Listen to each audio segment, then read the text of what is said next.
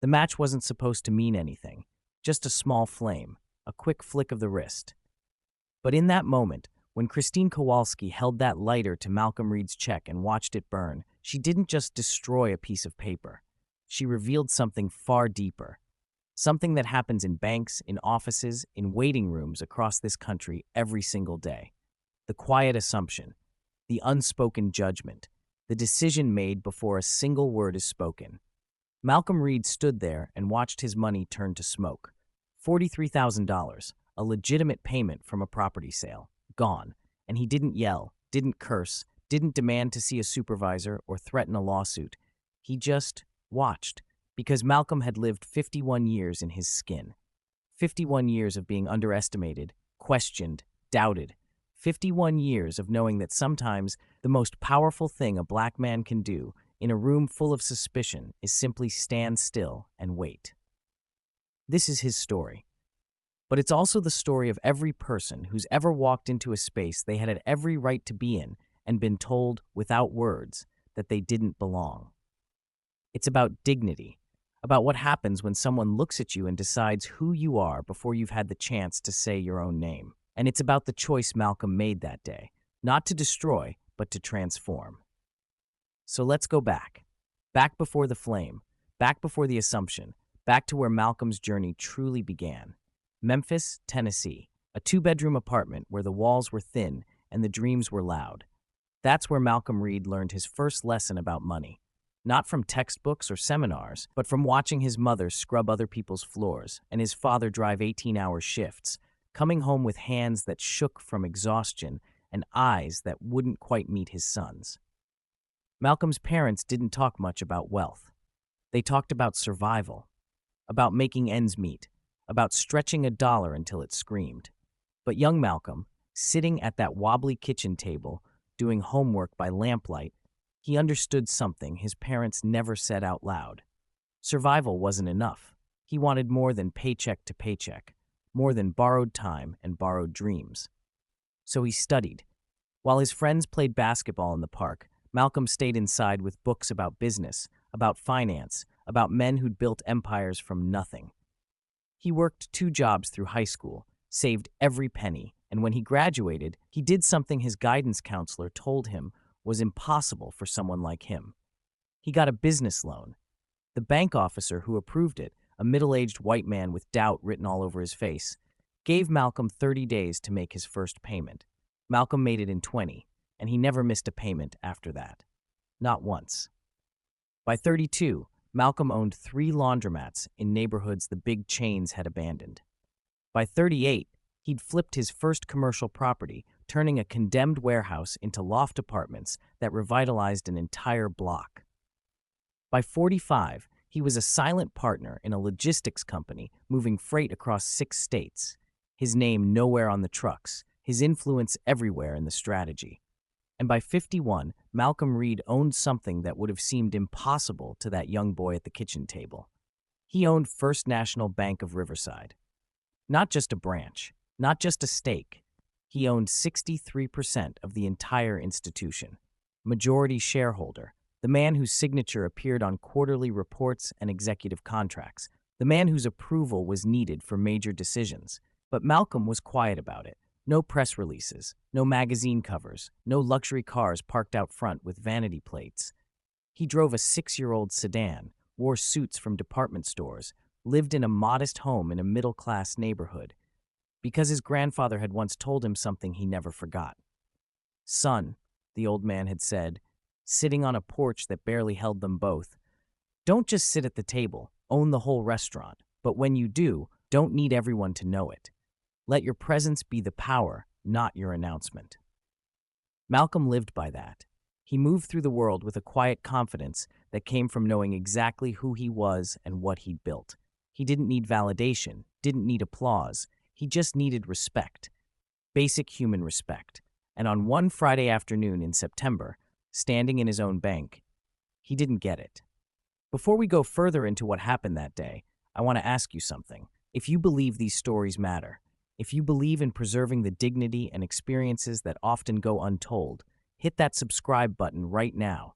It's free, and it helps us continue sharing one story like this every single day. Because these aren't just our stories. They belong to all of us. They're the moments that shape us, challenge us, remind us of who we are and who we can choose to be. So subscribe, and let's keep this conversation alive. Now back to Malcolm. It was 2:47 on a Friday afternoon. The kind of unremarkable moment that should have ended with a deposit slip and a thank you.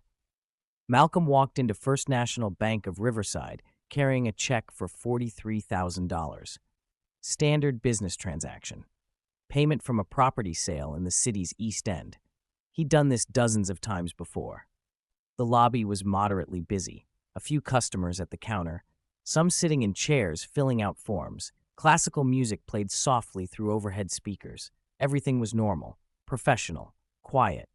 Malcolm stood in line like everyone else. He didn't pull rank, didn't flash an ID badge or drop his name. He simply waited his turn. The teller who'd be serving him was named Jessica. Mid-20s, blonde ponytail, name tag pinned neatly to her blue blazer. She was laughing with the customer ahead of Malcolm, a middle-aged white woman in yoga clothes carrying a designer purse. They talked about weekend plans, about a new restaurant downtown.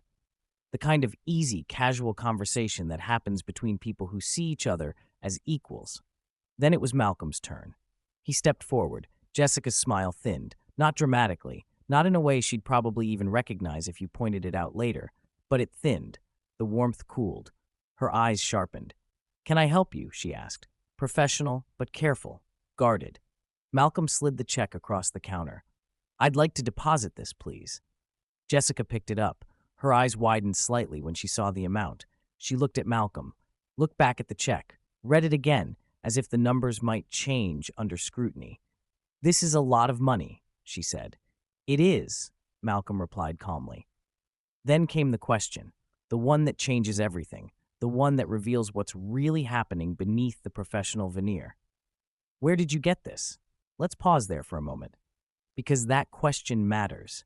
That question is everything. She didn't ask the yoga pants woman where her check came from. She didn't ask the elderly man who went after Malcolm. She asked Malcolm. And the question wasn't about procedure. It was about profile. About the assumption that a black man with a large check is more likely to be a criminal than a customer. Malcolm knew what that question meant. He'd heard variations of it his whole life, but he answered anyway, keeping his voice even, his demeanor calm. "Property sale. It's all legitimate." Jessica stood up. "I'm going to need to get my manager." And so Malcolm waited. 5 minutes stretched into 10. Other customers glanced over, whispered to each other. One older white man in a polo shirt shook his head and muttered to his wife just loud enough for Malcolm to hear. "Probably stolen." Malcolm stood there, didn't react, didn't defend himself, because he understood something that man would never have to learn. That in rooms like this, in moments like this, reacting only confirms what they already believe. Silence, Malcolm had learned, was sometimes the only dignity available. Christine Kowalski walked out from the back offices like she was approaching a crime scene. 49 years old, 23 years with the bank. Sharp suit, sharper tone. She had the look of someone used to being in charge, used to being right, used to people deferring to her judgment. She approached the counter where Jessica stood holding Malcolm's check like it was evidence. "Sir," Christine said, not smiling, not offering her hand, not even making proper eye contact. "We have some concerns about this check." Malcolm kept his voice steady. "What concerns?" "The amount, the source. We need to verify it before we can process it." "That's fine," Malcolm said. "Verify it." But Christine wasn't looking for permission. She was making a statement. "We're also going to need to see 2 forms of ID, proof of address, and documentation for the origin of these funds." Now, legally speaking, she could ask for identification. Banks have anti-fraud protocols, but 2 forms, proof of address, documentation for the source, that's not standard protocol for a property sale check. That's suspicion dressed up as procedure. Malcolm pulled out his wallet. He handed over his driver's license, his business card. Christine barely glanced at them. She was already convinced, already decided, already acting on an assumption that had nothing to do with the check and everything to do with the man holding it. She held up the check, and in a voice loud enough for the lobby to hear, she said the words that would change everything. "Sir, I don't know where you got this, but this check is fraudulent. The lobby went silent. Conversations stopped mid-sentence. Heads turned. Malcolm felt the weight of every eye in that room landing on him. Fraudulent, he repeated, his jaw tight. Yes, and I'm not going to process it. Christine reached into her pocket, pulled out a small lighter, the kind people use for cigarettes. In fact, I'm going to dispose of it right now, before you try to use it somewhere else. Malcolm stared at her. You're going to burn my check.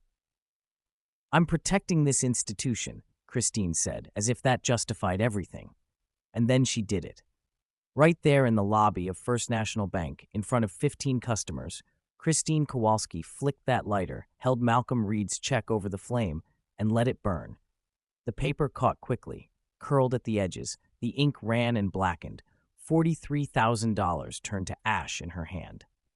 She dropped the charred remains into a metal trash bin behind the counter, dusted off her hands, looked Malcolm directly in the eye and said, "You're welcome to leave now."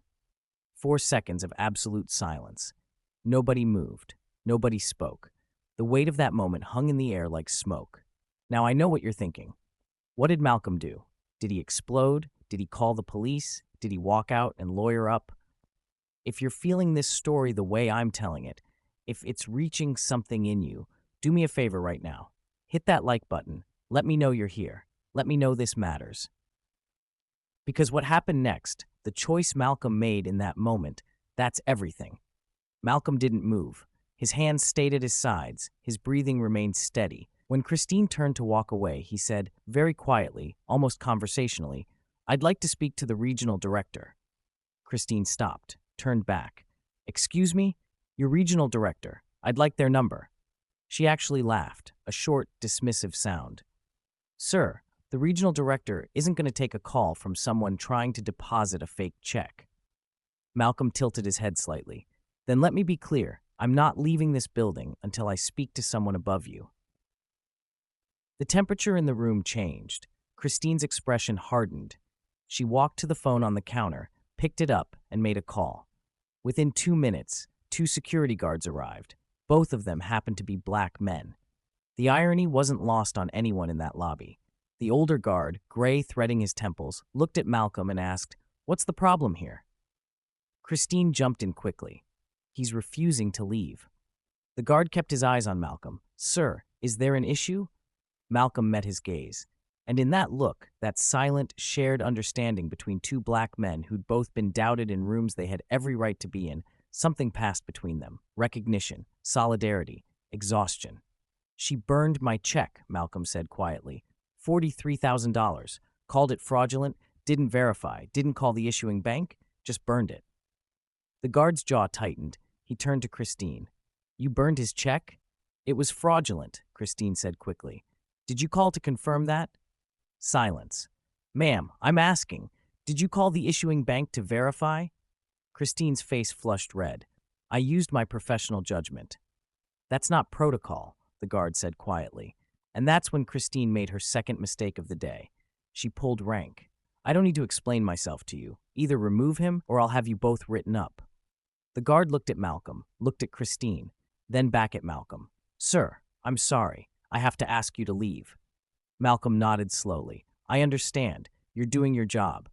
He pulled out his phone, opened his contacts, scrolled, found a name, pressed call, and in that same calm, steady voice, he said, "Hi, Leonard. It's Malcolm Reid. I'm standing in the Riverside branch right now, and I need you to come down here, immediately." He hung up, looked at Christine. "Leonard Watts, Chief Operating Officer, will be here in 20 minutes. Christine's face went white. If you've stayed with me this far, if you want to see how this unfolds, make sure you're subscribed. We share stories like this every single day. Stories about resilience, about dignity, about what happens when people underestimate the wrong person. Hit that button. It's free, and it keeps us going. Now let's get to the reckoning. Leonard Watts arrived in 18 minutes. Tall, white, mid-50s, immaculate tailored suit. The kind of man who walks into a room and commands it without saying a word. He pushed through the bank's front doors and scanned the lobby until his eyes landed on Malcolm. His expression changed immediately. Concern, confusion, urgency. "Malcolm," Leonard said, his voice tight. "What happened?" Malcolm nodded toward Christine. "Ask her." Leonard turned, his eyes locked on Christine Kowalski. Christine, my office, now. Leonard, I can explain. Now. They walked to the branch manager's office, glass walls visible to the entire lobby. Leonard sat behind the desk. Christine stood. Malcolm leaned against the wall, arms crossed, saying nothing. Leonard's voice was low, but his face communicated everything the words didn't. You burned a check? I thought it was. You didn't think. You assumed. He didn't have proper documentation. He's Malcolm Reid. Silence. Heavy and absolute. Christine blinked. I don't understand. He owns this bank, Christine. The room held its breath. Through the glass, customers in the lobby watched, not hearing the words, but seeing the body language, seeing Christine's legs nearly give out, seeing her hand reach for the desk to steady herself. He owns 63% of First National, Leonard continued, his voice cold and precise. He's the majority shareholder. His signature is on your employment contract, on the lease for this building, on the budget approval that funded your last raise. Christine's face crumpled. Tears started rolling down her cheeks. I didn't know. I'm so sorry. I didn't. Malcolm raised one hand. Stop. Everyone looked at him. He pushed off from the wall, stepped forward, looked Christine directly in the eye. Do you know why I didn't tell you who I was? He asked quietly. She shook her head, sobbing. Because I wanted to see what you do. I wanted to know how you treat people when you think no one important is watching, when you think there are no consequences, when you think the person in front of you has no power, no voice, no recourse. He let that settle. You failed. The words hung in the air like a judgment. But then Malcolm said something that nobody in that room expected, something that would define not just that moment, but everything that came after. This isn't about me, he continued. I'll be fine. I've been fine. I've been doubted my whole life, and I've survived every single instance. But what about the next black man who walks in here? The one who doesn't own the bank? The one who's just trying to deposit his paycheck, or cash a graduation gift, or open an account for his daughter? What do you do to him? Christine couldn't answer, because she knew. They all knew. Malcolm straightened. I'm not going to fire you, Christine. Her head snapped up, disbelief flooding her face. You're not? No, because firing you would be easy. It would make me feel better for about 10 minutes. Then you'd go work at another bank, another branch, another institution, and you'd do the same thing to someone else, someone who doesn't have the resources to fight back. He crossed his arms. Instead, you're going to stay. You're going to undergo comprehensive bias training. You're going to work directly with our community outreach program. And every month, you're going to write a detailed report on what you've learned about yourself, about this community, about the assumptions you carry. And if you don't, Malcolm's voice didn't rise, but the weight in it increased. Then you'll fire yourself. Christine nodded through her tears. I'm sorry, she whispered. I'm so sorry. Malcolm didn't respond to the apology. He just turned and walked out of that office, out of that bank, into the September afternoon, leaving behind a lobby full of witnesses and a woman who would never look at another customer the same way again. If you're still with me, I need you to do something. Drop a comment below. Tell me, have you ever been in a moment like this, where someone assumed the worst about you before you even opened your mouth, where you had to prove your worth, your legitimacy, your right to simply exist in a space? Share your story, because that's what our Black Diary is. It's all of our stories, the ones we carry, the ones that shape us. And I read every single comment, every single one. Now, let's finish this. Malcolm walked out of First National Bank the same way he walked in, calm, steady, head high, no fanfare, no dramatic exit, no cameras waiting outside. He just left, got in his 6-year-old sedan, and drove home. But the story didn't end there. 3 weeks later, Christine completed her first bias training session. The facilitator, a black woman who'd spent 20 years in banking before becoming an equity consultant, didn't coddle her, didn't make it easy. She made Christine sit with her discomfort, made her examine every assumption, every quick judgment, every moment when she'd seen a person's skin before she'd seen their humanity. Christine cried through most of it. Not performative tears, not tears meant to earn sympathy, but the kind of tears that come when you realize you've been causing harm without even knowing it. When you understand that good intentions don't erase bad impact. 1 month later, Christine volunteered at a financial literacy workshop in a predominantly black neighborhood. She didn't lead it. She didn't speak. She just listened. Listened to people talk about being rejected for loans they qualified for, about being followed by security in stores, about being asked for extra documentation that their white counterparts never had to provide. She listened, and for the first time, she really heard it. 2 months later, Christine submitted a formal recommendation to the bank's executive committee. She proposed updating customer service protocols specifically around check verification and identification requests. She proposed mandatory bias training for all customer-facing staff. She proposed quarterly reviews of transaction patterns to identify potential discriminatory practices. Malcolm approved every single recommendation. By 6 months, Christine Kowalski had become one of First National's most vocal advocates for equity training, not because she was required to be, not because Malcolm was watching over her shoulder, but because she had finally understood what she'd done. Not just to Malcolm, but to every person of color who'd walked into that branch and been treated like a suspect instead of a customer. Every person who'd been asked where they got their money. Every person who'd felt the shift in temperature when they approached the counter. She couldn't undo any of that, but she could make sure it didn't keep happening. Malcolm never spoke publicly about what happened that day. No interviews, no social media posts, no op-eds in newspapers. He just went back to work, kept building, kept investing in his community, kept being the kind of owner who showed up not to be seen, but to see, to understand, to make sure that the institution he controlled reflected the values he believed in. But word spread anyway, the way truth always does, quietly, through whispered conversations and knowing looks, through tellers who started treating customers differently, through managers who began questioning their own quick judgments, through security guards who recognized that sometimes the most suspicious thing in a room isn't the person everyone's watching, it's the person doing the watching. And when people asked Malcolm why he didn't fire Christine, why he didn't sue, why he didn't make an example of her in the most public way possible, he always gave the same answer. Because destruction is easy, growth is hard, and if we're going to change anything in this world, we have to be willing to let people grow, even when they don't deserve it, especially when they don't deserve it. So what's the lesson here? Is it that Malcolm was a saint? No, saints don't exist, and pretending they do just makes it harder for real people to do the right thing. Is it that Christine was redeemed? Maybe. Time will tell. Redemption isn't a moment. It's a lifetime of different choices. The lesson is something simpler and more profound. Dignity doesn't need an audience. Malcolm didn't walk into that bank planning to teach anyone anything. He walked in to deposit a check, a routine transaction, but when he was disrespected, when his legitimacy was questioned, when his money was literally burned in front of him, he didn't shrink. He didn't rage. He didn't beg to be believed. He just stood in his truth, calm, certain, unshaken. Because dignity isn't something you perform. It's something you are.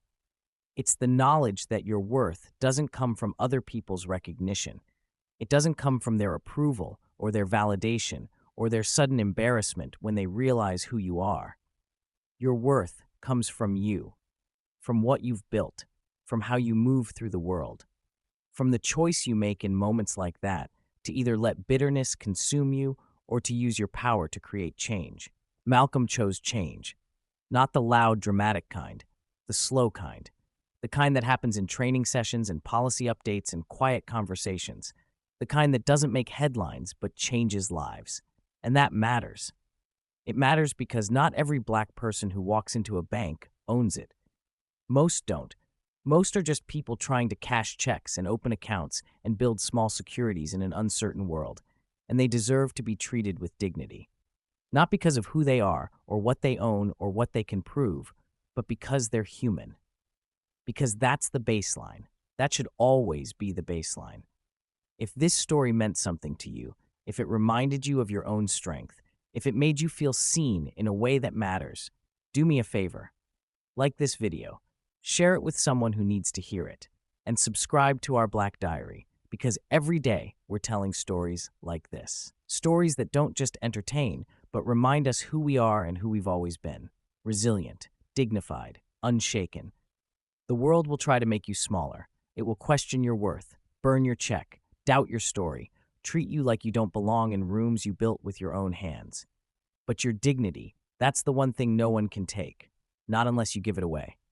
And Malcolm Reid, he never gave it away. Not once, not ever. This is our Black Diary. And your story? It's in here too. Every struggle, every quiet victory, every moment you stood when the world told you to shrink. We see you, we hear you, and we're not going anywhere.